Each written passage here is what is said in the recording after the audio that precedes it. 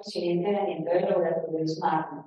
Agradecidos primero que todo con gerencia, con el doctor por aceptar esta noche tener esta información tan importante. Vamos a hablar de por qué la actividad enzimática es tan importante para la salud digestiva. Y para ello, pues, qué mejor el doctor Eduardo.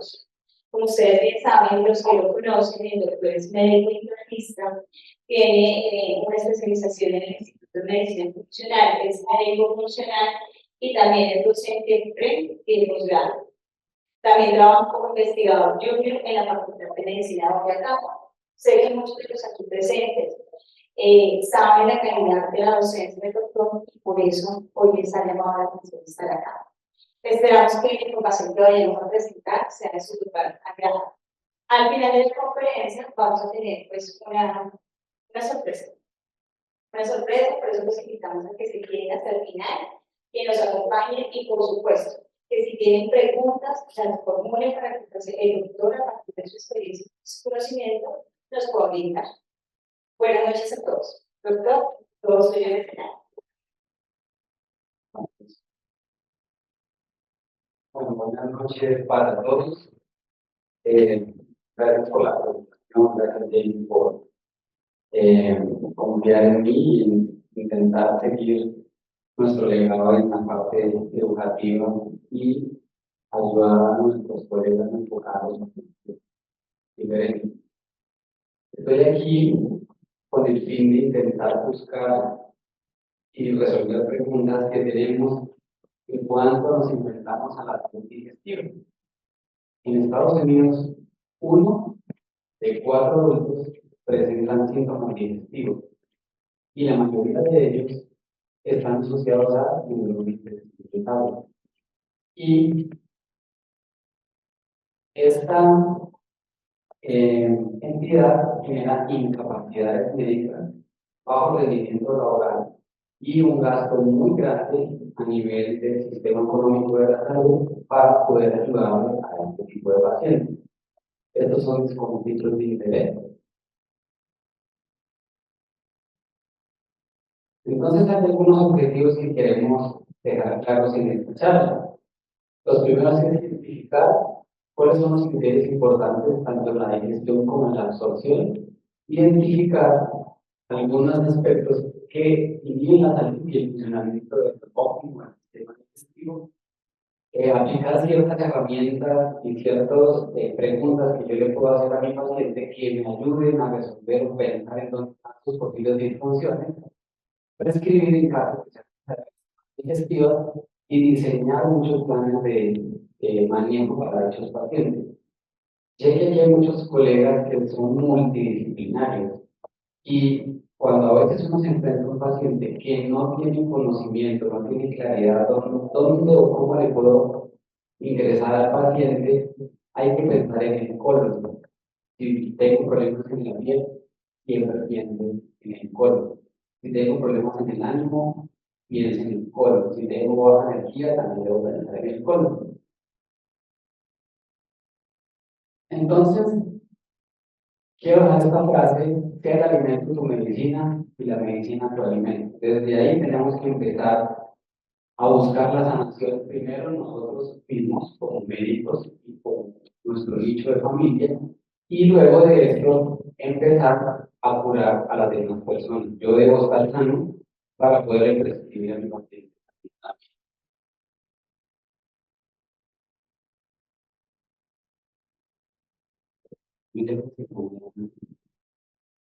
Bueno, antes de todo, quiero empezar a hablar sobre el intestino del cerebro. ¿Y por qué? Porque a medida que nosotros, en nuestra parte médica laboral o los pacientes, tenemos muchos problemas en el ánimo. Y esos problemas en el ánimo tienen una conexión bidireccional en el colon. Y muchos otros tienen problemas digestivos que me pueden generar alteraciones muy crónicas en el ánimo. Por ende, quiero hablar de un eje del intestino cerebro microbiota. Como bien sabemos, pues como médicos no vale la pena hablar de anatomía, pero es una diapositiva donde quiero hacer entender que la microbiota Es un sistema muy importante para nosotros y que debemos saber cómo reparar la microbiota, cómo cuidar nuestra microbiota. Ellas pueden tener 10 billones de bacterias que nos pueden ayudar, pero si yo no tengo un buen equilibrio, esto va a generar que mi microbiota cambie y no tenga un beneficio, sino un daño.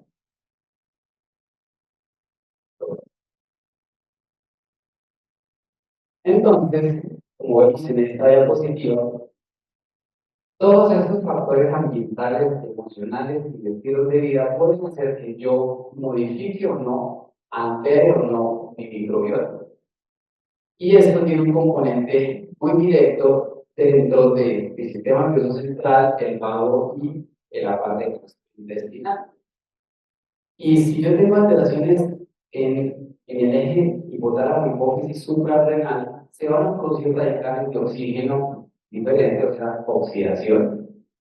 También puede haber una alteración del pH y también puede ser un sobrecrecimiento normal bacteriano de la microbiota.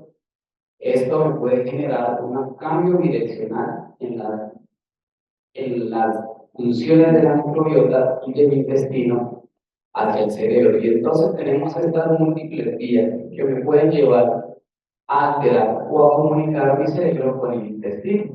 La vía neuroendocrina, la vía del hipotálamo hipófisis suprarrenal, el sistema gastrointestinal inmune, la microbiota y la barrera de las mucosas. Si yo altero mi barrera por una alteración crónica, inflamación gastrointestinal, voy a alterar la permeabilidad intestinal. Y esto me va a llevar a un problema muy serio crónicamente. Entonces aquí hablamos en este artículo de qué importancia tiene el nervio vago en el eje de la microbiota del intestino. Y aquí esta diapositiva es muy chévere porque hace entender de la siguiente manera. Yo tengo un sistema aferente, un sistema eferente. El sistema aferente que viene generado aquí en células endocrinas gastrointestinales que van a tener comunicación directa con el sistema nervioso central. Y esto depende de muchas cosas que yo tengo que tener en mi dieta, en el manejo del ácido clorhídrico, el manejo del estrés, en la activación o inactivación del nervio vago. Y hay unos cambios direccionales que son los aferentes, que dependen de la secreción gástrica digestiva, que dependen de la capacidad gástrica, y que esto es lo que puede hacer que mi cerebro se comunique con el intestino. Si yo tengo muchos desórdenes en el sistema nervioso central, como desórdenes psiquiátricos, depresión, pues también puedo tener una enfermedad a nivel intestinal por todos los cambios neuroendocrinos y de inflamación a nivel colónico que me llevan a poder tener enfermedades inflamatorias intestinales. Aquí está más claro la comunicación aferente del 80% del sistema nervioso central, todo lo que se produce en la microbiota y en el intestino y lo que puedo absorber son señales que van directamente a mi sistema nervioso central y que dependen de la microbiota y de la relación neuroendocrina.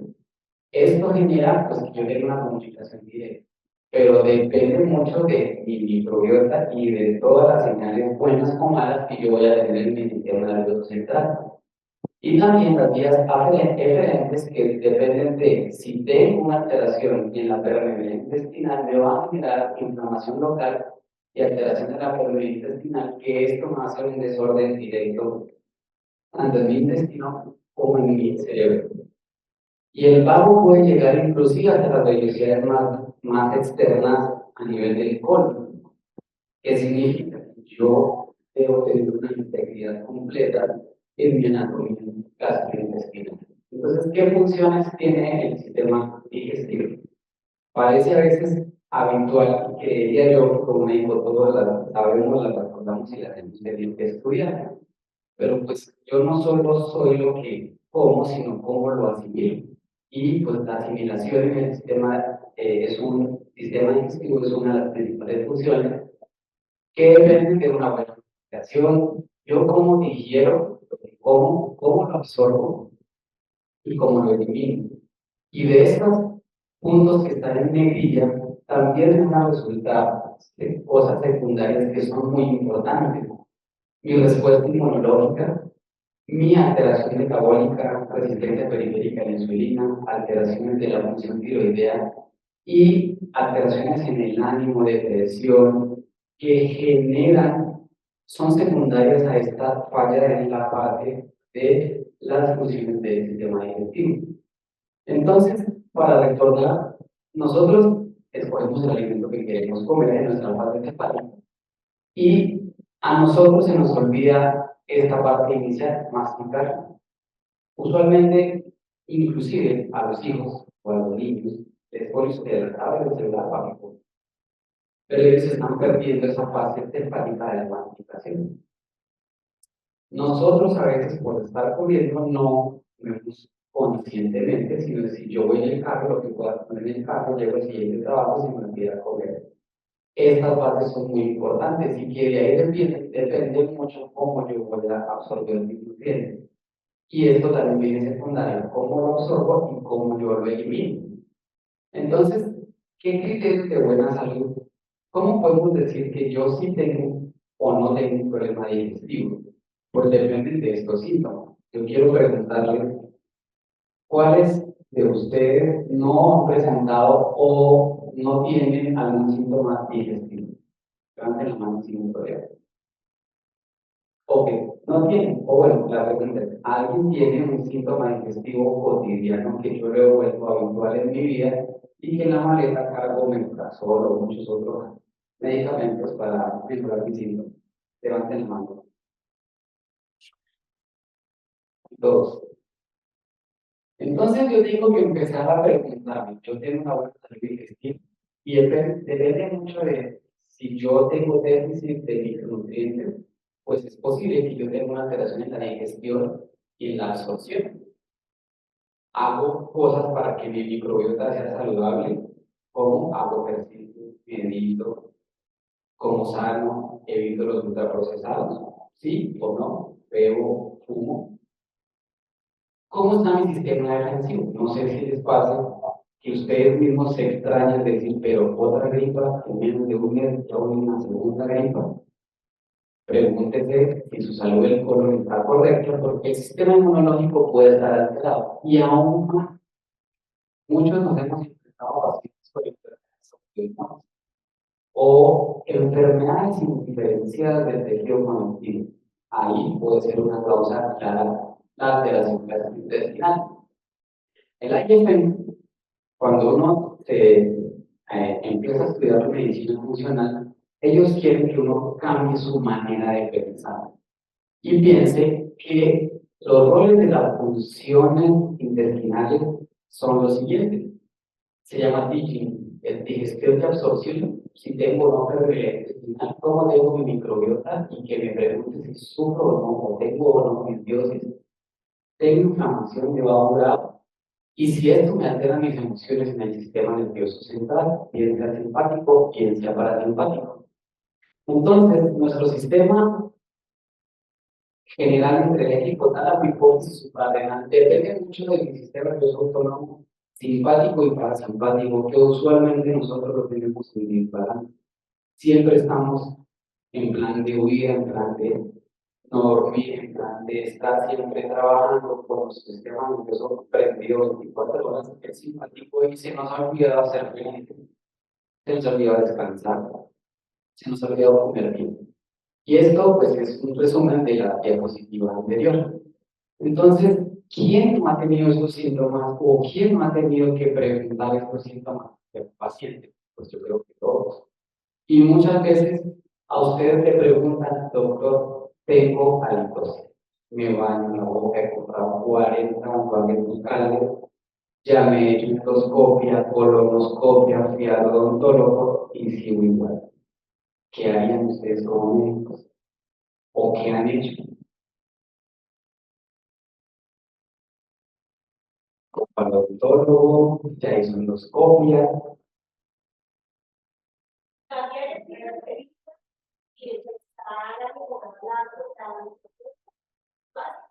Sí, pero no todos los médicos piensan así, porque Idealmente estamos en estos espacios académicos para pensar un poco diferente y no alejarnos de un tipo de medicina que está un poco olvidada de volver a las bases esenciales. Pero pues yo soy sincero, como internista antes de ser médico funcional, yo haría pedirle toda la serie de cambios y volverlo a ver antes de pensar que no tenga un problema en la microbiota. Y pues obviamente hay muchos de estos síntomas que a veces uno los pregunta o ni siquiera a veces los pacientes por pena nos cuentan, simplemente sí tengo algo de extensión abdominal. Pero hay puntos clave. ¿Usted cuántas veces va al baño? Sus deposiciones son más fétidas de lo usual. Sus gases son fétidos. Son después de la comida o no. Que eso nos ayuda ahorita más adelante a seguir cómo hacemos este reto diagnóstico. Pero aparte, veo que acá hay muchos esteticistas se enfrentan dermatitis crónica, que muy probablemente son secundarias a una respuesta digestiva anormal y pueden dar un manejo tal vez sintomático, pero no van a la raíz del punto. Y aquí vienen otros parámetros que son muy importantes. Tengo resistencia periférica a la insulina, soy obeso, me siento cansado, todo el tiempo estoy cansado, no me levanto, dormí 10 horas, pero me levanto y no siento que haya dormido. Y alteraciones en el ánimo, sobre todo la depresión y la ansiedad, y pacientes que con el tiempo empiezan a tener trastornos neurocognitivos que empiezan con síntomas o signos de demencia. Entonces, es cambiar el paradigma y la manera de pensar y la forma de pensar. ¿Qué pasa cuando nos enfrentamos a alguno de estos pacientes? Siempre piensen que debe tener un problema, no solo en la microbiota, tal vez una disbiosis, pero piensen en el sistema nervioso central, en las emociones. Pregunten a los pacientes. Muchas veces ellos ponen una barrera que siempre van a ser muy poco receptivos a contestar, pero preguntas muy sencillas como, dígame cuándo fue la última vez que usted se sintió sano. Puede decir que hace 10 años. Y la siguiente pregunta, ¿usted recuerda si algo pasó en su vida hace 10 años? Divorcios, viajes, tener que irse a otro país. Esos puntos detonantes son los que generan posiblemente muchas de esas enfermedades. Entonces, traje un caso, voy a guardar la espalda porque lo quiero leer claramente. Se trata de María, paciente de 45 años, quien refiere que desde hace aproximadamente 6 meses ha estado presentando dificultad para mantener su nivel de energía. A lo largo del día, lo que ha acompañado de disfunción abdominal episódica, cambios en el patrón laboratorio con tendencia a la ardor, que alterna con estreñimiento, flatulencia persistente, intolerancia a carnes rojas, ya no puedo comer hamburguesa ni comida con grasa, pasas, ya que la disfunción abdominal es muy importante. Me molesta que la gente diga que estoy embarazada.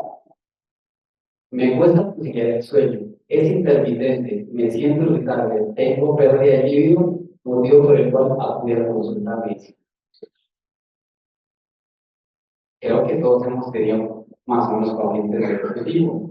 Y los antecedentes personales son supremamente importantes. Nació por cesárea, la lactancia materna fue de vida, amigdalitis y uso de antibióticos de repetición, hospitalizaciones por infección respiratoria, diagnosticado de flujo, gastritis, igual del virus, y acné de la adolescencia, apendicitis y mamoplastia.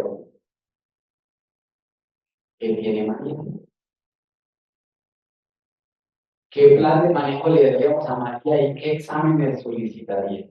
Primero quisiera escuchar, sobre todo, qué examen le solicitaríamos a María para la experiencia anterior, de ahí se la confianza. Si quieren un micrófono o así, como quieran. ¿Qué examen le pedirían a María? Sí, endoscopia, colonoscopia, bien, doctora.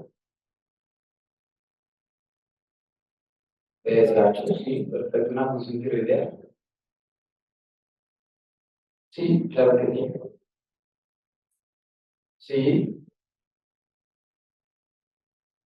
o sea, como alguna vez algún profesor me decía, un combo uno, hemograma, glicemia, hemoglobina glicada, perfil tiroideo, perfil lipídico, niveles de vitamina D, niveles de vitamina B12, cobroscópico, tiene síntomas digestivos, y obviamente, pues hay algunos signos de alarma en el que no puedo decir siempre que eso es una enfermedad digestiva, debo primero tener una colonoscopia para poder determinar que no se me pase algo maligno y que esté tratando de forma errada. Pues sí, todos tenemos razón, todos tenemos buenas opiniones y solo con un solo fin, ayudarle al paciente a solucionar el problema. Pero, ¿qué le prescribiríamos a María si en este momento, perdón, presenta síntomas dispépticos, estreñimiento, constipación? ¿Qué medicamentos usualmente formularíamos? ¿Desayuno? Sí, obviamente, sí, sí, todo sirve. Pero la idea es, cuando la gente de esta charla, ser muy precisos en qué dar, porque ahí está la gran diferencia de nuestra conexión y nuestro plan de seguir creciendo en la academia y obviamente todo para un beneficio de los pacientes. Estas son la manera como nosotros desde la educación del IEF nos enfrentamos a un paciente, y este es un tratamiento funcional donde usamos la línea del tiempo. Es un poco borrosa hacerla, pero le damos muchos beneficios. Aquí se pone motivo de consulta y pues se hace cada 10 años tal vez preguntas: ¿qué pasó en los primeros 10 años de vida? Segundos a 20 años, 30 años, 40 años, y los vamos anotando en sitios específicos. Busca cuáles son los factores Tiger o detonantes y cuáles son los mediadores hiperefectuadores de esa enfermedad. Y luego uno lo pasa a esta siguiente tabla que evalúa los siguientes puntos. ¿Duerme bien? ¿Cuánto le preguntamos a los pacientes si duermen bien? Excepto el doctor Alba y pues algunos otros. ¿Hace ejercicio? ¿Cómo come? Dígame qué comió ayer, describe desayuno, almuerzo y cena. ¿Qué tal usted maneja el estrés? Todos usualmente no tenemos una medida para hacer una otra pregunta. ¿Yo manejo bien el estrés o no? ¿O lo tengo habitualmente alterado, pero yo? ¿Y cómo me relaciono con mis compañeros, en mi trabajo, en mi vida cotidiana, en mi familia? Y aquí, pues puedo, basado en estas disfunciones de lo que encontré el paciente, pues puedo ver dónde están mis problemas y los vamos a establecer en asimilación, porque hay defensa, preparación, energía, transformación, transporte y comunicación y integralidad de la estructura. Pero la asimilación es el primer paso y lo que vamos a hacer en esta charla. Entonces podemos decir que nosotros tenemos disfunciones digestiva. Si yo tengo una alteración del eje hipotálamo, hipotálamo hipófisis suprarrenal, deficiencias enzimáticas digestivas, desequilibrio electrolítico, disbiosis o alteración de la permeabilidad intestinal. Entonces, todo empieza desde la deficiencia de la digestión, como si yo tengo una masticación inadecuada, si puedo tener una hipocloridria, si tengo insuficiencia pancreática, biliar o alteraciones en la permeabilidad intestinal. Y esta diapositiva, si quieren, no me le foto porque es supremamente importante y se las voy a explicar. Todo empieza aquí cuando yo logro identificar que el paciente tiene hipocloridria o demás enzimas digestivas alteradas, que yo se las puedo corregir de una manera fácil. Pero si yo no corrijo las deficiencias enzimáticas, voy a tener una enfermedad que se llama alteración de la permeabilidad intestinal, que me genera una pérdida de la tolerancia inmunológica y me lleva posiblemente a una autoinmunidad o cáncer por vía inmunológica TH17.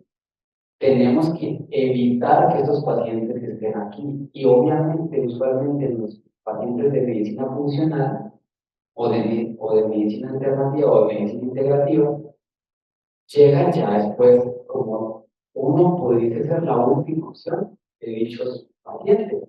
ya ha pasado por 5 endoscopias, 5 colonoscopias y todo está igual. Entonces vamos a hablar de cómo la disfunción del eje hipotálamo hipófisis suprarrenal. Y el estrés pues, es una respuesta, bien sea adecuada o inadecuada, que me lleva a muchos pensamientos, tristeza, melancolía, rabia, ira, y también me lleva a alteraciones del sueño. Esto es un arma de doble filo porque aquí, esto yo pienso que es una pandemia que están subdiagnosticados y que necesitan mucha ayuda a los pacientes y mucha paciencia, porque a veces los pacientes solo buscan que uno los escuche. Y aquí hablamos de los dos ejes del sistema simpático y parasimpático, que debo tener un equilibrio en los dos, porque ambos me sirven mucho para la digestión. Por ejemplo, si yo tengo el sistema simpático correcto, pues yo puedo tener una producción correcta de ácido clorhídrico gástrico y no me va a presentar alteraciones en el intestinal. Si yo tengo el sistema nervioso simpático entendido versus el parasimpático, mi sistema solo busca defenderme, se olvida de la digestión, no le importa, solo le importa es huir. Y aquí está una gráfica que es muy importante, donde se divide el estrés agudo, me van a atacar, pues aumento las catecolaminas, epinefrina, norepinefrina, y taquicardia y todo lo que compete un sistema simpático agudo. Pero si mi sistema es crónico, donde la hormona GLH y a la producción en la hipófisis anterior de la ACTH que estimula la glándula suprarrenal, específicamente en la corteza adrenal para producir mineralocorticoides, glucocorticoides que genera edema. Muchos pacientes dicen, ¿qué hace doctor? Que yo me siento hinchado así poquito, pero no sé qué es. Piensen que puede ser un problema de inflamación de bajo grado secundario del estrés crónico. Aumento de la gluconeogénesis, resistencia a la insulina, alteración en las respuestas inmunológicas crónicas. Esto es una tragedia para nosotros, tener el sistema simpático prendido y de manera crónica. Entonces, allí es donde debo buscar los factores estresantes. ¿Usted por qué cree que está estresado? ¿Tiene diferencias en su familia, económicas, en su hogar? ¿Dónde está el problema para intentar buscar los factores detonantes y perpetuadores? Pero siempre pregúntenme cómo es su infancia. Muchos pacientes tienen problemas en la infancia y ni siquiera lo reconocen. Y en mi experiencia, ahora he visto que muchos pacientes tienen una, no sé si, amnesia selectiva de su niñez, donde no recuerdo qué me pasó en los primeros días. Yo lo borro totalmente, pero usted empieza a preguntar, hay una disfunción familiar, hay violencia intrafamiliar, y pues creo yo que es un bloqueo de no tener recuerdos anormales. Pero desde ahí empieza el estrés desde la infancia, el bullying, la parte económica, la separación. Estos son los factores que yo debo preguntarle cuando yo estoy buscando una alteración del eje hipotálamo hipófisis suprarrenal. Hay varios tipos de estrés, emocional, estrés químico, físico, que me lleva a un aumento de la respuesta liberadora de cortisol. El cortisol, las catecolaminas, una alteración de la supresión de la inmunidad intestinal, sobre el crecimiento bacteriano, alteración de la permeabilidad intestinal y sobre el crecimiento de bacterias, virus y hongos, que se denominan SIBO y SIB, que son después de la disbiosis. Esta es una gráfica donde habla de la microbiota. ¿Y por qué la pongo? Porque hay muchos médicos que también manejan niños en este momento y desde la mamá hasta los primeros años de vida es donde yo debo intentar generar una microbiota saludable en el niño para que en el adolescente, cuando casi ya tengo mi microbiota totalmente desarrollada, pues yo puedo ser un adolescente con buenos pensamientos. Por eso, en parte, los malos hábitos de vida que nosotros le expresamos a los hijos y esos hijos ya crecen, se vuelven adolescentes y se vuelven en parte incomprendidos, aparte de muchas cosas emocionales, hay que pensar en que yo no le ayudé a mi hijo a tener una microbiota correcta. Y obviamente, pues, yo aquí puedo tener una microbiota buena o mala, y obviamente la pérdida de la microbiota en el adulto mayor, pues que obviamente genera que sea más susceptible a muchas enfermedades. Vuelvo a repasar la misma parte del hipotálamo hipófisis suprarrenal, queriendo decir que en la microbiota y en las células endocrinas gastrointestinales generan que se produzcan algunos neurotransmisores excitatorios inhibidores del sistema nervioso central que son totalmente importantes. Entonces, los pacientes deprimidos ayuden a mejorar la microbiota. Ahí está el problema, aparte de solucionar un mundo de cosas que en este momento no se trata la charla, pero esta diapositiva es muy bonita, no se les olvide los neurotransmisores. Y aquí está lo que usualmente nosotros hacemos mal. Un buen estilo de vida, buena microbiota. Mal estilo de vida, mala microbiota, alteración de la permeabilidad intestinal, disbiosis, SIBO, y luego autoinmunidad y cáncer. No olviden hacer ejercicio, de verdad dormir correctamente, manejar el estrés, quitar los tóxicos, tanto del ruido como los xenobióticos que me pueden generar alteraciones en todo mi sistema de inflamación de bajo grado. ¿Cómo puedo diagnosticarlo? Pues hay muchas opciones. Si yo quisiera pedir laboratorios, pues hay que pedir, lo más específico es cortisol en saliva en 5 muestras. En la mañana apenas se despierte, a las 2 horas, digamos 5 de la mañana, 6 de la mañana, 7, 12 del día, 4 de la tarde y 9 de la noche para medir cómo es la curva de cortisol. Ver cómo está la dihidroepiandrosterona, que es un precursor de la línea del cortisol. ¿Cómo están los pulsos circadianos? Que eso es otra charla. La relación cobre-zinc, el ácido úrico elevado y un mayor a 15. Cuando preparaba la charla, yo le dije, ¿cuántas veces hago un ácido úrico en 10 y no tenía ningún signo de gota? Y nosotros inmediatamente dábamos manejo netamente sintomático, pero pudiese ser algo del estrés y nunca se lo pudiésemos haber preguntado al paciente. En la IEF está una encuesta que me permite evaluar si yo tengo un cortisol bajo, cortisol alto o tengo síntomas de hiperplasia suprarrenal. Pues que eso es lo que explica cómo iniciar los cuestionarios en esta parte. Pero me quiero detener en esta diapositiva que siento que es de las más importantes en la historia clínica de un paciente. El árbol de decisiones gastrointestinales, ya hablamos, antecedentes, los cuestionarios, si tiene obesidad o no, los exámenes que le tengo que pedir, qué cosas le encuentra el paciente, organizar los bimatriz y volver al vigil. Si tiene un problema en la digestión y la absorción, en la permeabilidad, en la microbiota, en la inflamación, autoinmunidad por el sistema nervioso central.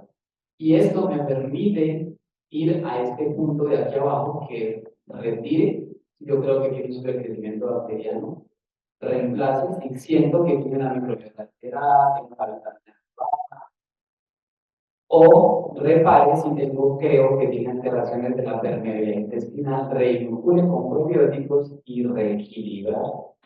Dependiendo de lo que yo encuentre en las preguntas que hago, si yo veo que el paciente está muy estresado, pues tengo que reequilibrar el eje hipotálamo hipófisis suprarrenal. E igual empezar a hacer paso a paso de estos pacientes, de estos ítems, pero debo buscar cuál es la prioridad en mi paciente y obviamente ahí sigue el tratamiento.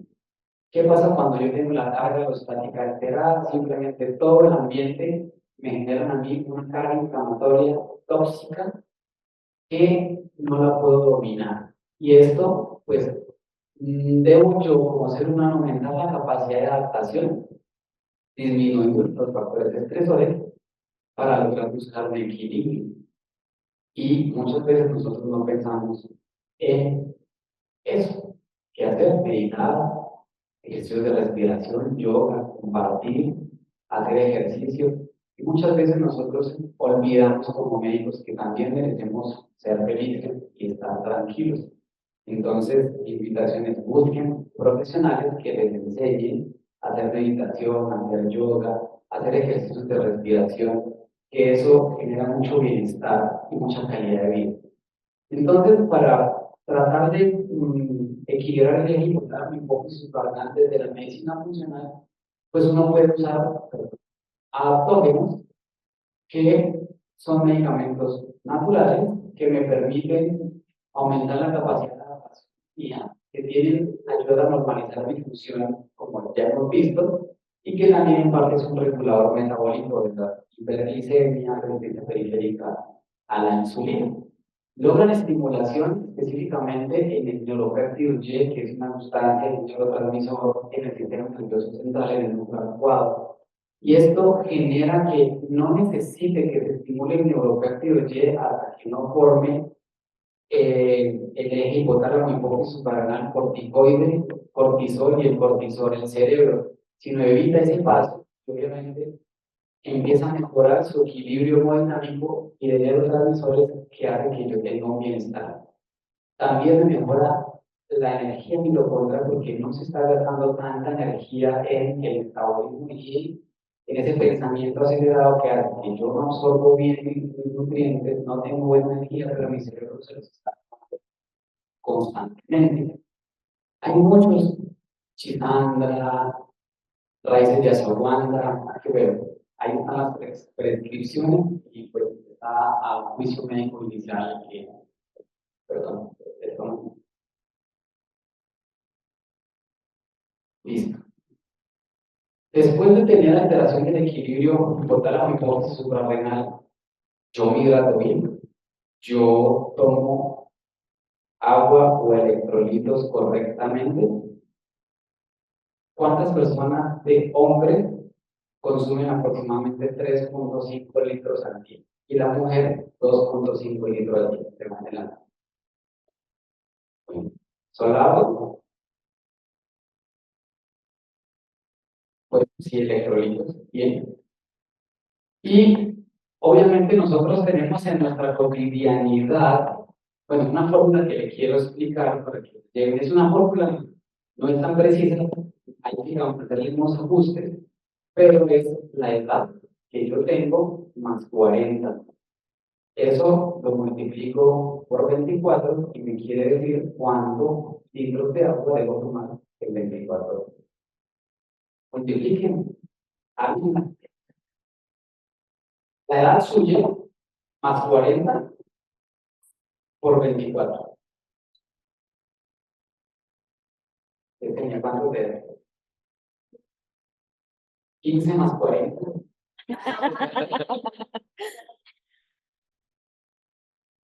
¿Cuánto te da? Bueno, en teoría es por tu peso corporal. ¿Sí? Bueno, pero aparte, nosotros tenemos una alteración hidroelectrolítica que me genera daño en el tránsito intestinal y usualmente los pacientes consultan por estreñimiento y constipación, pero todos, o la mayoría, consumimos café, té, mate, guaraná, y esto me genera un cierto estado de deshidratación. Entonces, aparte de poner bajo de agua y verduras. Entonces, el equilibrio electrolítico me lleva a alteración de la función mitocondrial de la forma de contracción muscular del colon, distonía y dismotilidad. Esto genera, pues, empeoramiento a mi cuadro clínico de estrés. Y siempre debo clasificar al paciente en la escala Bristol en las consultas, sobre todo cuando el paciente presenta síntomas gastrointestinales. Y cuando uno se enfrenta a cuáles son las posibles causas de constipación, pues es que hay un montón de cosas, pero creería que se pudiesen resolver la mayoría si yo tengo una buena hidratación. O sea, si yo hidrato, el paciente se hidrata bien y persiste con el estreñimiento, pues busque el árbol de decisión. Y, pues, ¿cómo se trata? Hidrátelo bien, genere al paciente que no solo beba agua, sino use electrolitos, o recomiendan agua con zumo de limón y una pizca de sal, que ahí tiene electrolitos y ahí puede hidratarse por lo menos de sus 2 litros, uno debería ser con electrolitos. Usar laxantes, pues sí, porque el paciente necesita que realmente no. Yo voy a donde empieza a dar yo llevo un año con el estreñimiento, ya como cada 8 días, Realmente no va a decir que hombre no le creo, para este doctor no le creo. Necesito también usar medicamentos diferentes, fitoterapéuticos, cáscaras congeladas, válvula, magnesio, que me mejora la producción de agua orina y que eso me genera que mi bolo fecal esté un poco mejor. Y pues podemos usar este medicamento que se llama glucomanán, que depende de la raíz de Cognac. Estos son unos carbohidratos no absorbibles y este medicamento tiene un valor muy importante en el manejo no solo del estreñimiento, sino también un poco en la saciedad y también evita la absorción de cierta manera de los carbohidratos, generando mejoría de la resistencia periférica a la insulina. Sus acciones fisiológicas es que, como es un carbohidrato de difícil absorción, genera saciedad. En el duodeno encapsula glucosa y colesterol que evita que yo tenga absorción de ello, menos carga calórica y obviamente más menos resistencia a la insulina. Me ayuda a que sea una dieta prebiótica que hace que mi microbiota empiece a tener una forma de crecimiento sano y obviamente mejora el efecto proinflamatorio que tiene una microbiota alterada. Y obviamente tiene una mejor hidratación de las células y pudiese mejorar bastante el estreñimiento. Para pasar al siguiente punto de las insuficiencias digestivas, es fácil. Estado mental sano, buena función microbiota, buena función intestinal, buena función gastrointestinal. Y si aquí tengo alterado mi parte, el eje hipotálamo, hipófisis suprarrenal, hay una disfunción en la microbiota, alteración de la permeabilidad intestinal, alteración de mi respuesta inmunológica, que en parte se genera por la degradación de los mastocitos, y esto me lleva a un dolor abdominal crónico y alteraciones bien sea para el estreñimiento o para diarrea. Este es el resumen de los dos ítems anteriores. Entonces, sí, quiero hablar de las insuficiencias digestivas. ¿Por qué hablé del eje de estrés hipotálamo? Porque él me desequilibra toda la parte digestiva y me genera alteraciones, bien sea en la hipocloridria, en la insuficiencia biliar o en la parte pancreática. Y estos son los puntos claves que yo les quiero dejar. Por favor, pongan toda la atención que nos va a ayudar muchísimo a solucionar problemas con los pacientes. Pregunta número 1. Usted lo invitan a comer carnes rojas y una vez las consume, ¿le genera algún síntoma gástrico de disconfort o parte intestinal? ¿Sí o no? Cierre la pregunta. Segunda pregunta. Al siguiente día lo invitan a comer grasas, salsas y comida ultraprocesada. ¿Te produce algún síntoma? ¿Sí o no? Y si me invitan a tomar lácteos o carbohidratos ultraprocesados, ponqué, postres, bizcochos, y presenta algún síntoma, sí o no. De esas, levanten la mano cuáles tienen el sí. Ustedes.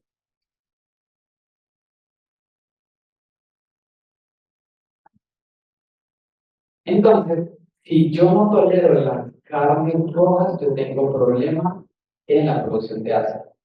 Si no tengo o tengo una mala digestión e intolerancia a las grasas, no tengo buenos ácidos biliares. Y si no tolero los carbohidratos y ultraprocesados, tengo alteración del páncreas exocrino. Esto es la pregunta o uno de los puntos claves para que se lleven a casa.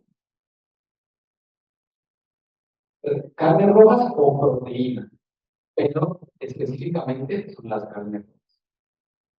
El ácido clorhídrico.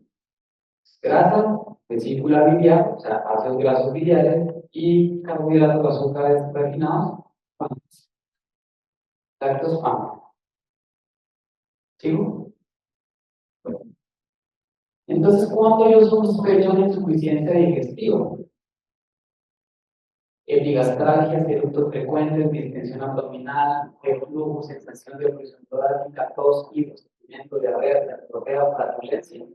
Me dicen, usted no está absorbiendo bien. Ahora, no está rompiendo los alimentos de una manera correcta.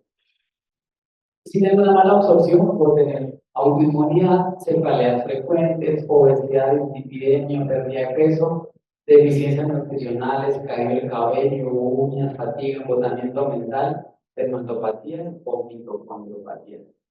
¿Cuántos pacientes no le han consultado a usted por fatiga, por caída de cabello, por caída de las uñas? Y muy probablemente esto es una disfunción digestiva. Entonces, vamos a hablar de la primera, hipocloridria. ¿Qué es la hipocloridria? Pues que yo no tengo una adecuada producción del ácido clorhídrico a nivel de estómago que sea mayor a 2. Entonces, ¿qué síntomas? Ya lo sabía. Bueno, el síntoma cardinal de la hipocloridria es la plenitud postprandial, halitosis, náuseas, flatulencias, debilitación, pirosis y dificultad para digerir las proteínas. Y aquí está la célula parietal, que para la producción de ácido clorhídrico depende de la acetilcolina, la histamina y la gastrina, que esto viene del sistema nervioso central. Esta estimulación de estos neurotransmisores o transmisores genera que si yo puedo producir buen ácido clorhídrico o no. Y esto hace que yo active el pepsinógeno en pepsina y que la pepsina me genere una ruptura correcta de las proteínas y la convierta en aminoácidos.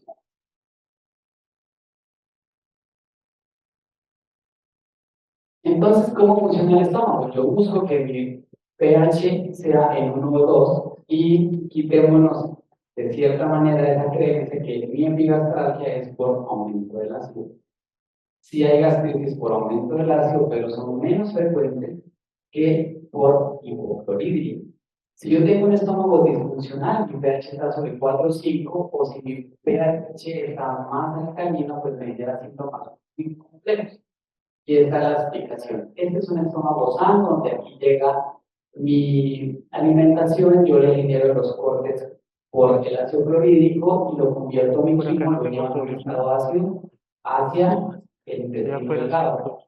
Pero si yo no tengo hipocloridria, no estoy rompiendo las partículas correctamente de mi bolo, el quimo va normal, va en tamaños diferentes, y esto genera en el intestino que no llegue con un buen ácido, y esto hace que no estimule la colecistoquina ni la hepática, que me genera la producción o el drenaje de los ácidos biliares al intestino delgado, y por eso yo no puedo generar correctamente la absorción de proteína.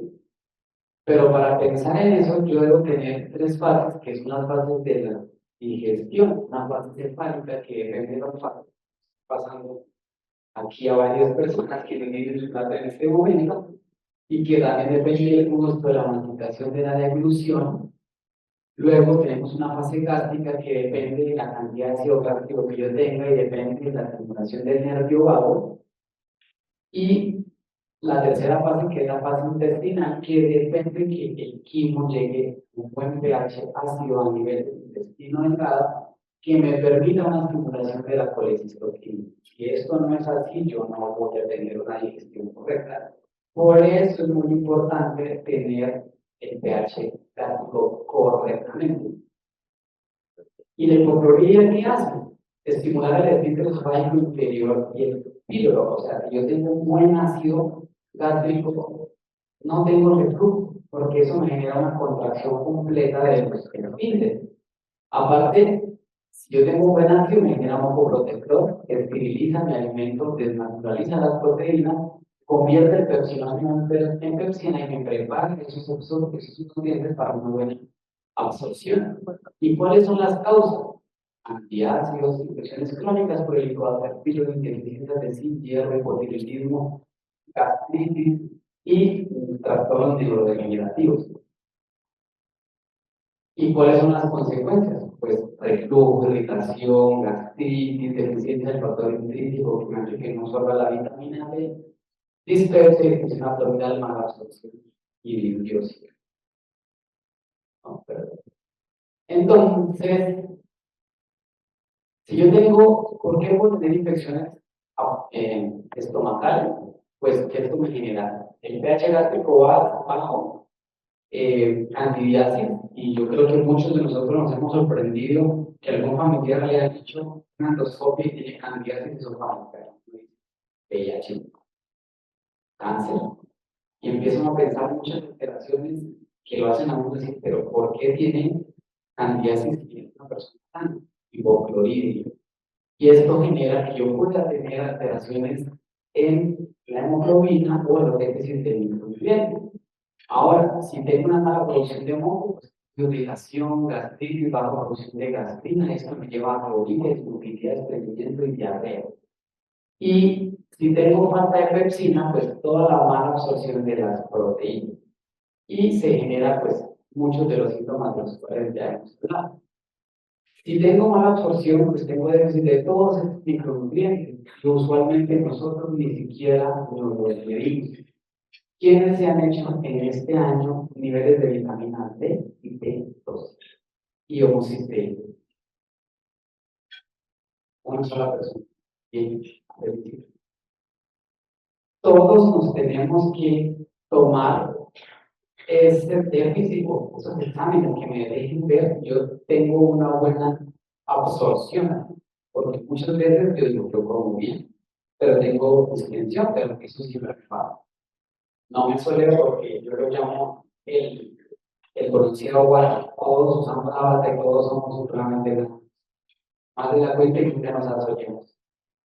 ¿Y cómo lo diagnostico? Pues debo tener los síntomas que ya hablamos, hacer un test de bicarbonato, que ya se los explico. En algunas ciudades ya se puede hacer un test de aliento y hacer siempre una endoscopia de digestiva alta. El test de bicarbonato es sencillo, no tiene una evidencia muy clara, pero es una reacción química que es muy sencilla. Si yo pongo un ácido y una base, pues genera cada punto. Si yo no tengo ácido, pues yo no voy a generar nada. Lo que se le pide al paciente es, en ayunas, en medio vasito de agua, tomar una cucharadita de bicarbonato, sin tomar ningún medicamento antes, ni siquiera antes del omeprazol, porque usualmente ya muchas se levantan y es lo que buscan es el omeprazol. Y apenas usted se tome ese medio vaso de agua, cuantifique cuánto tiempo pasa en que aparezca el primer. Si aparece dentro del primero, minuto 1 al minuto 3, hay mucho ácido. Si aparece entre el minuto 2 y 3, el paciente tiene un estado normal. Pero si mi eructo pasa después de los 3 minutos, 4 minutos, o ni siquiera el paciente eructa después de los 10 minutos, sería una prueba positiva, pero debe hacerse durante 5 días. Eso me da un indicador, aparte de los síntomas que el paciente tiene.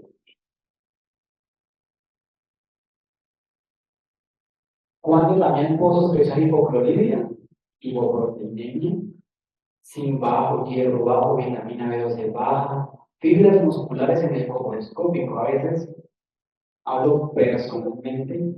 Usted ve a su paciente y le ve, ¿tiene bacterias, sí o no? ¿Tiene algo, sí o no? Hay estudios en materia fecal, sí o no, diagnóstico y tratamiento. Pero hay muchos puntos que el colposcópico nos ayuda a pensar. Si yo tengo fibras musculares, debo tener hipocloridria. Si tengo azúcares predictores, puedo también posiblemente tener hipocloridria y tengo que ver el pH fecal. El pH es alcalino, yo posiblemente debo tener hipocloridria. ¿Y cómo lo trato?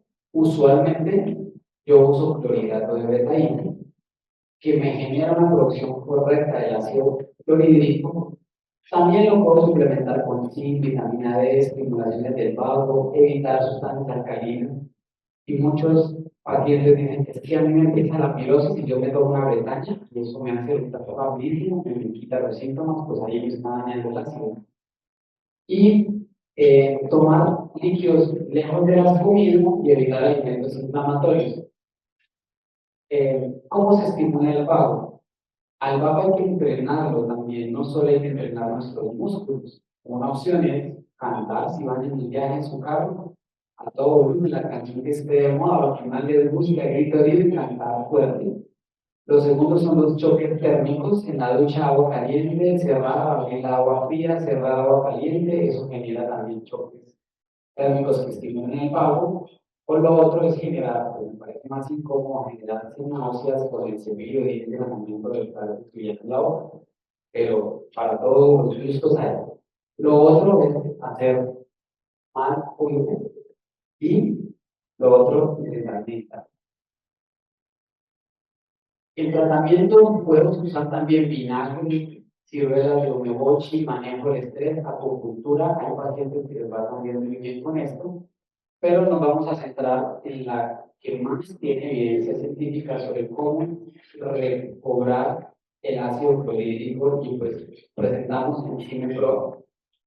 Es un medicamento muy completo y que yo he visto muchos beneficios en corto tiempo en los pacientes sabiéndolo prescribir y sabiéndolo usar de buena manera.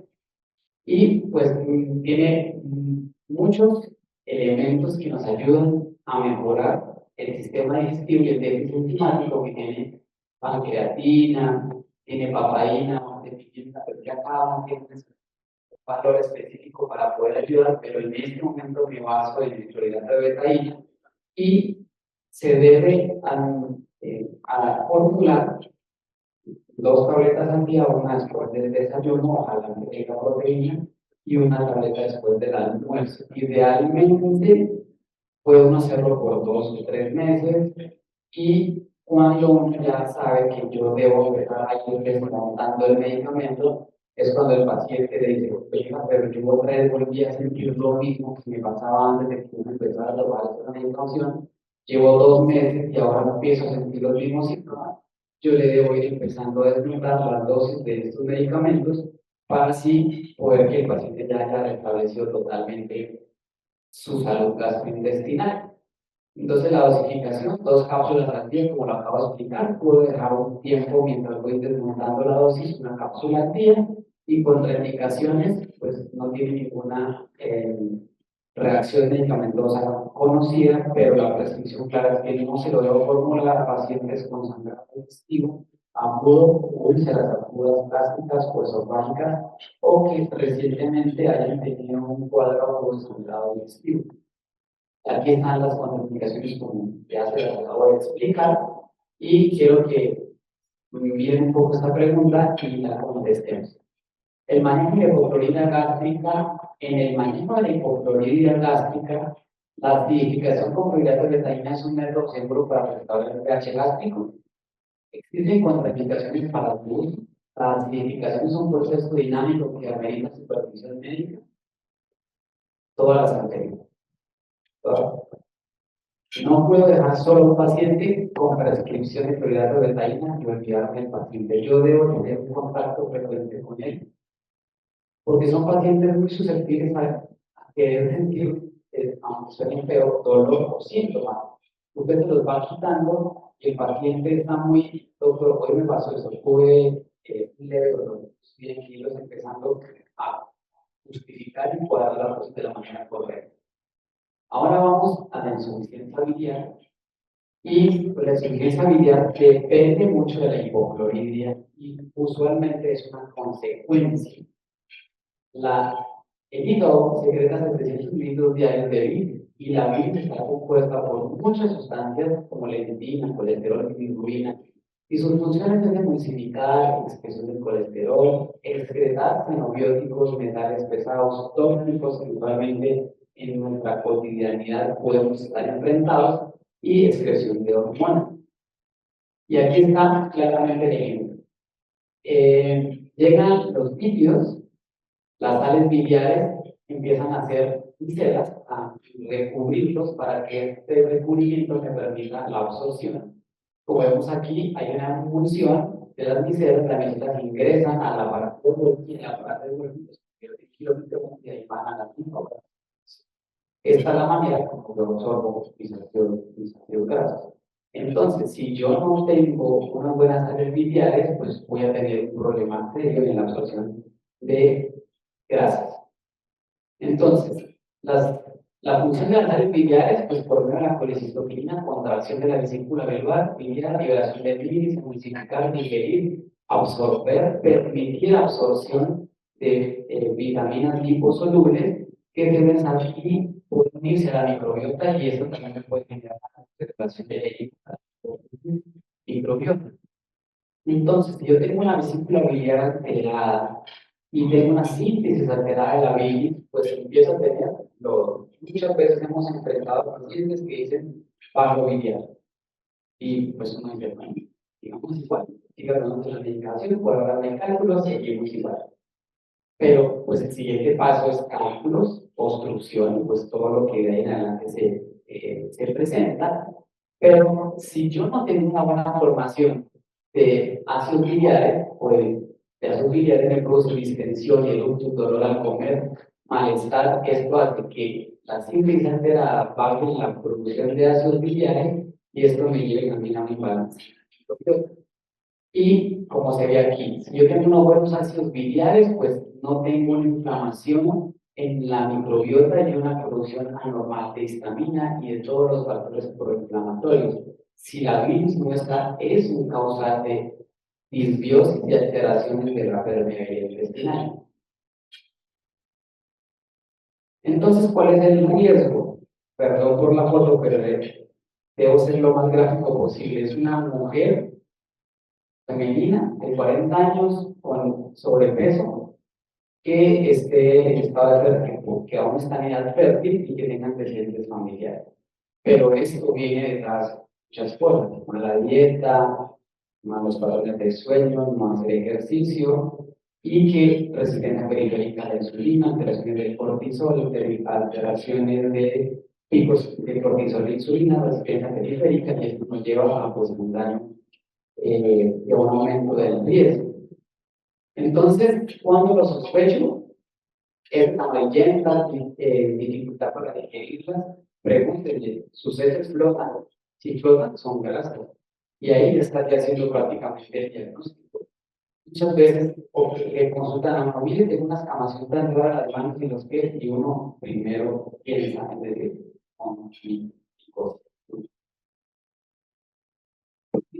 Dolor en la lengua, un sabor metálico, un sabor amargo, escotomas, que muchas veces los pacientes se me corre el cuello y empecé a ver lucecita, eso me pasa frecuentemente, pero no pasa nada. Y el dolor en el hombro derecho, pues ya cuando está asociado. Entonces, la baja secreción de colecistoquinina genera una insuficiencia biliar que me lleva a producción de trastornos intestinal, malos hígado graso, cálculos biliares y obviamente hígado graso o toxicidad. Y este es el abordaje funcional que la IEM habla de las 5 R: remover, reemplazar, regular, reparar y rebalancear. Y necesito irme a mi matriz de tratamiento de las 5 R para poder definir mi paciente que necesita. Como ya lo habíamos hablado en la inventoría. El manejo colerético son sustancias que me estimulan la producción de bilis y por lo tanto son sustancias que me estimulan el flujo de bilis al duodeno. Los que más se pueden usar, raíz de diente de león, taurina, limonero, café, baba con diente de león, alcachofa, en las dietas. O sea, si usted, el paciente le puede preguntar, ¿qué puedo comer para tratar de mejorar mi salud biliar? Pues esto es lo que no les puede prescribir. Otro importante que se llama bilis de whey, que es una acción colirética, la dosis de 500 a 1000 miligramos con cada comida. Y el soporte digestivo, que también lo tenemos con el Enzime Pro, que está en la lecitina, que participa en la síntesis de glicolina como neurotransmisor, pero también nos ayuda a mejorar las sales biliares. Y el jengibre, que fomenta la digestión saliva, como gástrico y actúa como colágeno, que mejora la producción de ácidos biliares y mejora el peristaltismo y evitar muchos síntomas que los pacientes presentan. Están concentrados con sexo. La insuficiencia pancreática exocrina significa que yo tengo una alteración en la producción de enzimas pancreáticas exocrinas. En la parte endocrina es el glucagón y la insulina, y la parte exocrina son las siguientes, ya las vamos a hablar. Y esto genera que no llegue correctamente al duodeno y pueda producir una alteración en la producción o en la función que ellos tienen. Entonces, Si tengo una alteración en la hipocloridria gástrica que me genera que la colecistoquinina no se active y no me genere la producción de ácido y la descarga de los ácidos biliares, y como el quimo no llega ácido, no se llega a un básico, el páncreas primero genera producción de bicarbonato para que allí se permita poder ingresar a producción de las enzimas pancreáticas. Entonces, si yo no tengo eso claro y no tengo una producción completa de secretina y colecistoquina, voy a hacer una alteración de la producción de enzimas pancreáticas. Y también, si yo tengo una alteración en el simpático y en el parasimpático, y junto con alterado del pH gástrico, no una producción enzimática. Entonces, la señalización por colecistoquinina, esto tiene que ir al duodeno y al hipotálamo, hace que el quimo sea correcto o no, y que el esfínter de Oddi se abra para que permita que los ácidos pancreáticos ingresen o no ingresen a el intestino delgado. Y aquí están las enzimas: el tripsinógeno o la tripsina, la milasa, la lipasa, todos ellos se estimulan a nivel del intestino delgado cuando el pH está alcalino. Y el pH no está alcalino, en esa parte del duodeno no se va a producir la producción de estas dichas enzimas. Entonces, la causa de insuficiencia pancreática, crecimiento, crónica, diabetes, o traumas pancreáticos, el síndrome de intestino irritable y alteración del eje hipotálamo hipófisis suprarrenal. Entonces, si tengo hipocloridria, tengo bajo pH intestinal, que desencadena la liberación, que me evita que tenga la liberación más pancreática. La hiperinsulinemia crónica también se afecta en el ATP de la parte pancreática, la inflamación crónica me daña las enzimas pancreáticas y hay una insuficiencia de enzimas pancreáticas en general. Entonces, todo viene interconectado. El síndrome intestino irritable tiene mucho que ver con la parte de la disfunción pancreática y nosotros nunca la pensamos. Nosotros usualmente tratamos los síntomas, o si tenemos un pensamiento diferente, pues empezamos a hacer la reflexión como nosotros la estamos haciendo. Las manifestaciones clínicas son casi iguales a las que ya hemos visto, pero bajo pérdida de peso, flatulencia, diarreas, diarreas crónicas, y es necesario poder interpretar en el paciente que tiene insuficiencia pancreática. Aquí están todas las alteraciones que yo puedo tener de síntomas de mala digestión que ya las expliqué. ¿Qué exámenes pudiese pedir para que el paciente yo lo haga pensar o yo piense que el paciente tiene esto? La principal es la de la estaca pancreática, que me permite ver si yo tengo un daño leve, una insuficiencia pancreática leve, moderada o severa. Nosotros tenemos un paciente muy cercano que tiene una milasa pancreática menor a mí, y es secundario a todo lo que hemos hablado de la parte digestiva, grasas fecales aumentadas. Entonces hay que intentar pedir esos exámenes que hay que justificarlos de la manera correcta para que puedan ser solicitados. Lo mismo, vamos a las 5R, igual, ¿qué debo hacer? Si retiro, reemplazo, reparo, reinduzco, reinocular o reequilibrar. Y puedo usar medicamentos para mejorar esto, como la bromelina, que viene del tallo de la piña. Eso tiene una actividad enzimática característica y endoperolítica, divide los péptidos sanguíneos en ésteres de aminoácidos, es extraída del tallo, funciona a un pH de 3 a 8, se activa con el magnesio, se activa con los metales pesados, la dosis, que es de 200 a 400 miligramos al día. La otra es la papaína, y no sé si en otras regiones, creo, a veces cuando quieren ablandar la carne, le ponen papaína. Esta es la función que tiene la papaína en toda la producción enzimática. Y digiere con mayor facilidad los sustratos proteicos, inhibe la necesidad de antipeptídicos, también hidroliza L3-tiamina, y esta es la dosis. Entonces, Enzymepro también tiene dichos medicamentos.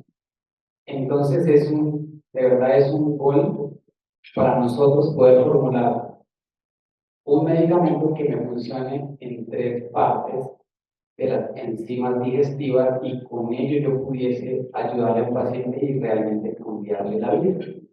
Y pues como hablo de la pauta, son integrantes de nuestro medicamento, las precauciones, no usar gastritis erosiva aguda, pancreatitis aguda, ver que tiene una reacción a la papá o de. Entonces, vuelvo a repasar ya para terminar, es deficiencias digestivas o tener alteración de la permeabilidad, pérdida de la tolerancia, autoinmunidad, y esto nos genera cáncer o mal pronóstico. Entonces quiero que si pueden levantarse un minuto de su silla, corre su silla para atrás, un minuto de respiración con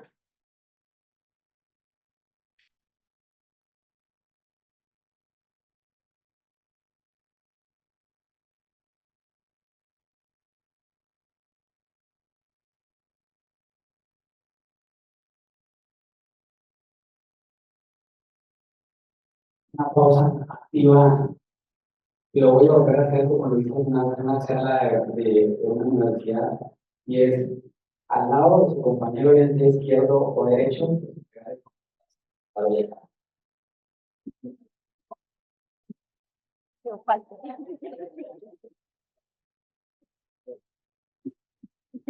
Es como si fuera la dopamina y la dopamina si fuera.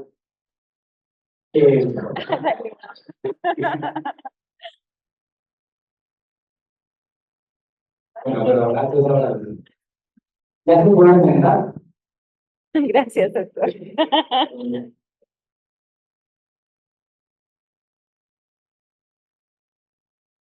Esto en 10 minutos, que es un caso clínico que es caso de la vida real.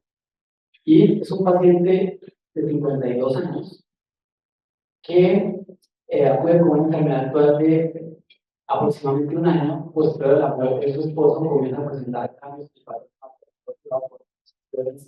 de consistencia aumentada, inicio de evacuaciones, acompañamiento de distensión, flacidez, tiene el peludo, causa de leche, pérdida de peso, dificultad para conciliar el sueño, la vida emocional, la vitalidad, consumo de laxantes y mejoría de los síntomas, motivo por el cual consulta, es hipertenso, ha tenido prostatitis, depresión, inicio reciente y pérdida aproximadamente 5 kilos de peso. Entonces, le cambié el nombre a Claudia, pero ¿ustedes creen que ella tiene una disfunción del eje hipotálamo hipófisis suprarrenal? ¿Por qué? Por eso es que me equivoqué el nombre de la paciente. Claudia. ¿Creen que tiene disfunción del eje hipotálamo hipófisis suprarrenal? ¿Qué le parece que es? Claro, es un hombre que lo tiene próstata.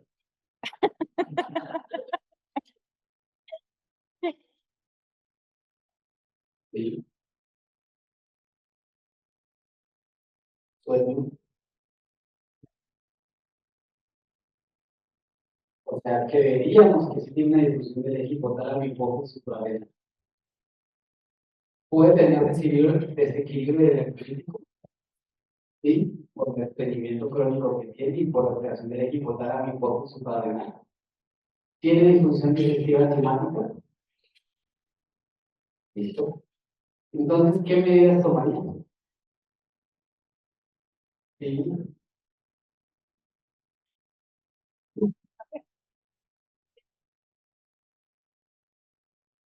¿Alguno aportaría algo diferente a lo que la doctora nos dijo que está muy bien?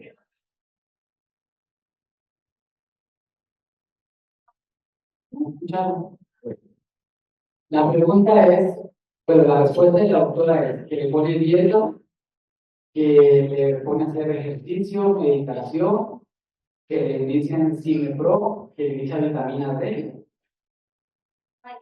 magnesio, y un apoyo emocional, ¿sí? Que es el factor disparador por el cual el paciente está enfermo. Pues Yo publicité estos paraclínicos, una endoscopia, colonoscopia, coproscopia con necesidad fibra aumentada, hemograma con leve leucopenia, vitamina D para insuficiencia, algo de dislipidemia y una microbiota ahí como empezando con tendencia a resistencia penicilina a la insulina. Acá hay cosas que podemos ver, déficit de vitamina D porque se absorbe precisamente por el leve leucopenia por alteración de su inmunidad por las funciones digestivas, dislipidemia y resistencia periférica a la insulina. Entonces, vuelvo y inicio con todo el árbol de recopilación de datos, organicé mi matriz, interteaching, luego busqué dónde están los factores que pueden detonar o pueden empeorar los síntomas y inició con intenté pensar cuáles de las 5 R debería ayudar al paciente y cómo lo trataría. Entonces, el paciente se aqueja mucho de estreñimiento. Uno pudiese usar magnesio y pudiese usar glucosamina, ¿sí? Lo pudiese usar. También debería usar el Enzime Pro, sí, porque creo que tiene difusión digestiva de las tres, hipocloride, difusión biliar y difusión pancreática. Y también debería usar probióticos, pero voy a hacer también una diapositiva de la. ¿Cómo se hace el abordaje completo e integral desde la medicina funcional? Cuando yo ya logro determinar que mi paciente tiene una disfunción del eje hipotálamo hipófisis suprarrenal y posiblemente tiene disbiosis y posiblemente el paciente tiene alteración de la permeabilidad intestinal, yo hago lo siguiente, esto es una cosa que nosotros hacemos más desde el enfoque funcional. Primero, iniciar una dieta restrictiva, una dieta de eliminación o una dieta forma, alejándole los visitados por 4 a 5 semanas. Mientras el paciente está haciendo las 4 o 5 semanas de la dieta restrictiva, yo le voy a iniciar en la R de mover, perdónenme de nuevo. En la R de reemplazar o de retirar, le ponemos nistatina, rifaximina, gluconazol, para empezar a preparar, tirar la parte de la microbiota alterada. Y una vez termine esa parte de los medicamentos para retirar, empiezo a preparar con Enzime Pro y empiezo a estar muy cerca del paciente, cómo está tolerando la medicación, si los síntomas han empezado a ir, si ha bajado algo de peso, si la energía ha empezado a mejorar, si los síntomas gastrointestinales ya han empezado a mejorar. Si es así, me quedo así hasta que el paciente mejore todos sus síntomas y iniciaría después de eso los probióticos. Y ahí puedo ver un manejo parte de adaptógenos para mejorar el equipo y mandarlo a bien sea neuropsicología, psicología, psiquiatría o un apoyo emocional. Y si es importante, pues iniciar los probióticos una vez yo haga la fase de retirar toda la sobrecarga bacteriana normal que el paciente tiene. Y pues Quidófilos es un buen medicamento que tiene probióticos que nos puede ayudar bastante a mejorar la microbiota que sí o sí el paciente debe consumir y aparte el paciente debe empezar a hacer ejercicio, cambiar sus hábitos de vida saludable, meditar para que la microbiota sea correcta. Bueno, esto era todo lo que tenía, me pasó un poquito más de tiempo. No pueden tener ninguna duda. Aquí están un QR donde está la red social y tal vez mis datos, si ustedes tienen alguna pregunta, duda, en algún momento estoy dispuesto a ayudarles con algún paciente. La idea es que en Boyacá se construya una red de médicos que pensemos diferente, más humanos, diferentes al pensamiento habitual. que realmente hagamos cosas que al paciente sí le van a cambiar la vida. Yo personalmente he ayudado a muchísimos pacientes con este esquema que les acabo de dar.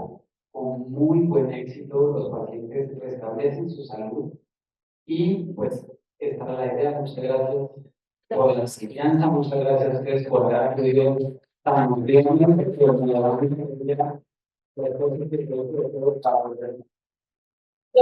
Y gracias. Creo que en nombre de todos, que realmente fue muy nutritiva esa conferencia. Excelente, nos encantó a todos y creo que hablo por todos cuando digo que, de verdad, doctor, muchas gracias.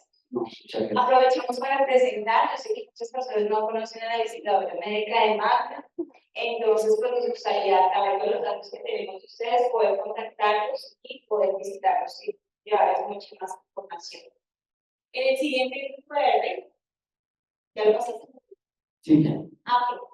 Cuéntanos tu opinión. Nos gustaría que por favor nos puedan escanear, nos den su opinión.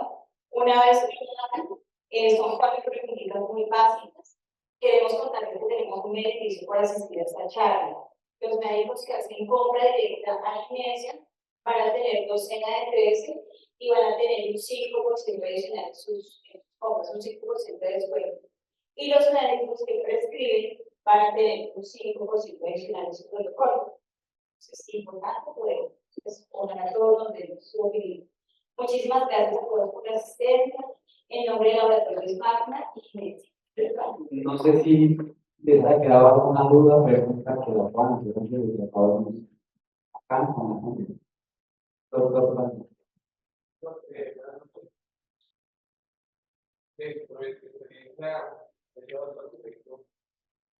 necesitado como ha visto o lo ha visto abierto en donde yo he visto afectados por musculares. sí, yo hace poco soy docente de la especialización de medicina del deporte de la Universidad de Boyacá. Hicimos una revisión con metaanálisis acerca de si la microbiota buena mejora o no mejora el rendimiento de los atletas. Y obviamente tiene varias cosas. En deportes de largo aliento, los pacientes tienen mejor rendimiento si tienen salud gastrointestinal y buena microbiota. Y disminuyen la progresión de daños musculares y de lesiones musculares como desgarros. Y hay que tener en cuenta en ellos que los pacientes se generan mucho estrés por ser de alto rendimiento y ese generar estrés es una alteración de la hipotálamo hipófisis suprarrenal y esto daña el pH gástrico y los lleva a disfunciones digestivas. A esos pacientes hay que preguntarles su salud digestiva. Pero la respuesta, no he tenido pacientes, pero la evidencia clínica no. Yo veo más deportistas amateur, pero sí generan mejoría en el rendimiento. Y otra cosa, lo que hubo una revisión, los pacientes que tienen daño en las piezas dentales, que en general tienen daño en la microbiota de la boca, ahí hacia abajo, tienen más riesgo de bajo rendimiento y de lesiones consecutivas. Yo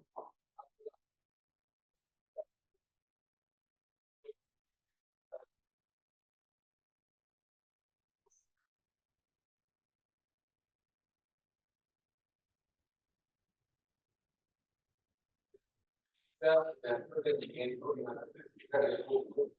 La alimentación del deportista del futbolista es completamente desordenada.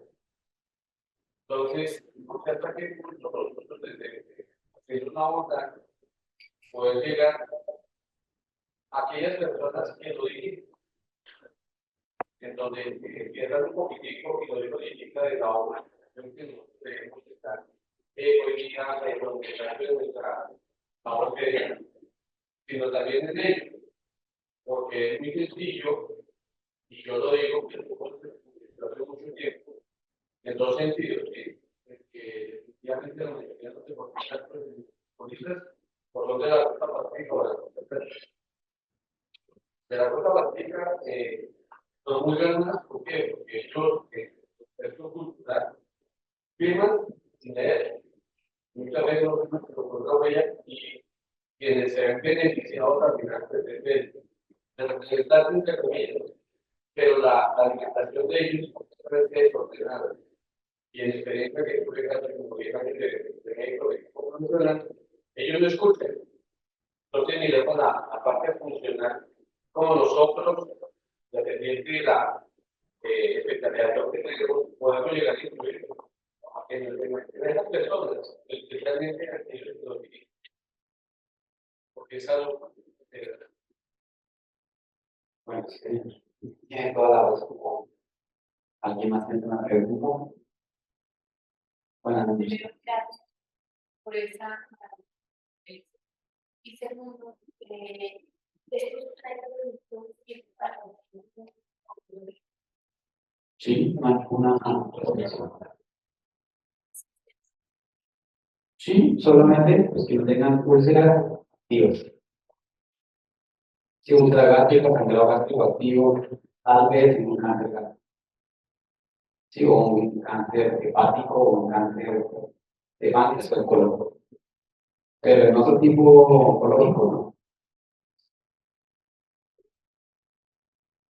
Es que depende de lo que tú quieras, ¿sí? O sea, si quieres enzimas hepáticas, son dos dosis, o sea, enzimas digestivas, si quieres ayudarle al paciente a mejorar la parte de estreñimiento, pues te dan 2 tabletas en la noche, y los probióticos, pues los puedes usar sin ningún problema.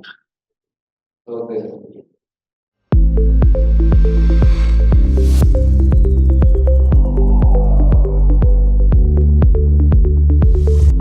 Espectro, suplemento de origen natural que contiene más de 40 componentes entre vitaminas, minerales y oligoelementos, antioxidantes y carotenoides y enzimas digestivas perfectos para aportar al cuerpo un balance nutricional adecuado. Kids Kyodophilus, un probiótico desarrollado pensando en nuestros pequeños. Ofrece mejor adherencia y colonización al provenir de cepas humanas. Elegaceri, Bebifidum y B. longum. Mejor adherencia y colonización al provenir de cepas humanas. Contiene la cantidad y combinación de cepas ideal para la correcta repoblación intestinal, regulación de procesos digestivos y equilibrio inmunológico. Respaldada con estudios clínicos que avalan su efectividad y estabilidad.